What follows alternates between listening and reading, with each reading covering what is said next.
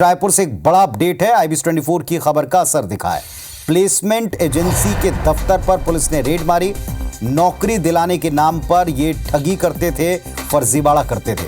Office से सैकड़ों की तादाद में बच्चों के बेरोजगारों के फॉर्म मिले हैं। फॉर्म में बेरोजगारों से लिए गए पैसों की एंट्री है। पुलिस ने 2 लोगों को हिरासत में लिया है। ग्रामीण विकास अधिकारी के पद पर भर्ती का फर्जीवाड़ा खेल रहे थे, कर रहे थे।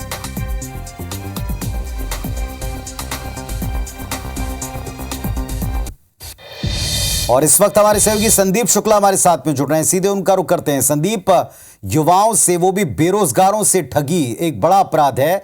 यहां IBS 24 की खबर पर टीम पहुंची, क्या पाया है, क्या अब तक सामने आया है?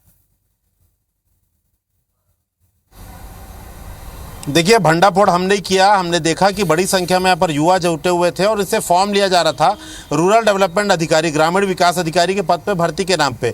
और अभी पुनीत जी, ये समझ में आ रहा है कि फॉर्म भराते समय इससे जिसकी जो क्षमता हो, 2,000, 5,000, 10,000, 15,000 ऐसे ये रकम जमा कराई जा रही थी। और जैसे ही आदमी पैसा जमा करता था, उसे ये कहते किया जाता था कि वो अपने एरिया के 12 से 15 लोगों को ऐसे ही लेकर आए तो उसका प्रमोशन होगा, उसे ब्लॉक अधिकारी बनाया जाएगा, स्टेट कोऑर्डिनेटर बनाया जाएगा। तो ये पूरा रैकेट हमें जहां तक समझ में आ रहा है कि नेशनल सोशल असिस्टेंस प्रोग्राम नाम से चल रहा था। ये कोई बहुत बड़ा रैकेट है।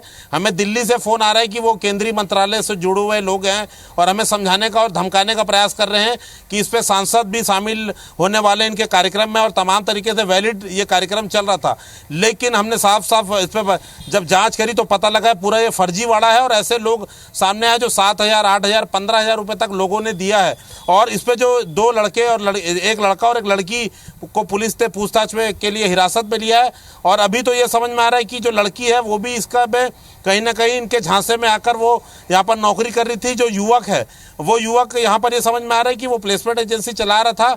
उसे दिल्ली की जो ये जहाँ की भी ये जो इसका मास्टरमाइंड है, उसने झांसे में लिया कि तुम अगर लड़कों को लाते हो तो तुम्हें भी कमीशन मिलेगा। तो ये उस चक्कर में ये भी जो है युवाओं से फॉर्म जमा करा रहा था।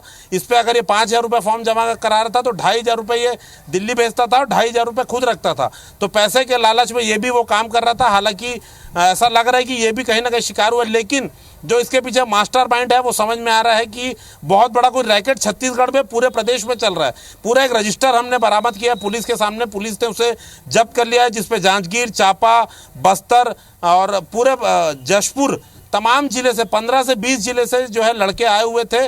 पूरे नाम, नंबर, फ़ोन नंबर एंट्री है और एक बड़ा रैकेट चल रहा है ग्रामीण विकास अधिकारी के पद पर भर्ती करने के लिए। तो हमारे दर्शकों से हम यही अपील करेंगे कि ग्रामीण विकास अधिकारी या कोई भी सरकारी पद पे भर्ती के नाम पर अगर कोई प्लेसमेंट एजेंसी आपसे फॉर्म जमा करवा रही है, फॉर्म के साथ पैसा जमा करवा रही है, तो उस झांसे में ना आए। बड़ी जिम्मेदारी पुनीत जी देखिए हमने निभा दी। हमने स्टिंग ऑपरेशन करके पुलिस को दे दिया, भांडाफोड़ कर दिया, कलेक्टर को, एडिशनल SP को पूरी मामले की जानकारी दे दी। पूरा बकेट जब्त हुआ है जिसपे कम से कम 400 से 500 फॉर्म है, जिसपे लोगों के नाम, नंबर, पैसे की एंट्री है। अब ये उम्मीद करते हैं कि इस पूरे रैकेट का पर्दाफाश हो, क्योंकि इस पे जो दिल्ली से हमें फ़ोन आ रहा है, खुद मुझे फ़ोन आया, वो व्यक्ति कह रहा है, दीपक ठाकुर उसका नाम है, कि वो एक बड़ा कार्यक्रम कराने वाले थे, उसमें सांसद आने वाले हैं, तमाम चीज़ें बड़े लेवल पे करने वाले हैं। तो चिटफंड जब आप समझेंगे कि BJP शासन में शुरू हुआ था तो मुख्यमंत्री को भी उस समय आशंका नहीं थी, उन्होंने भी उसका फीता काटा था। तो ये चैनल ऐसे ही चलते हैं, अखबारों में जो है विज्ञापन देते हैं, व्हाट्सएप में विज्ञापन देते हैं, लोगों को झांसे में लेते हैं।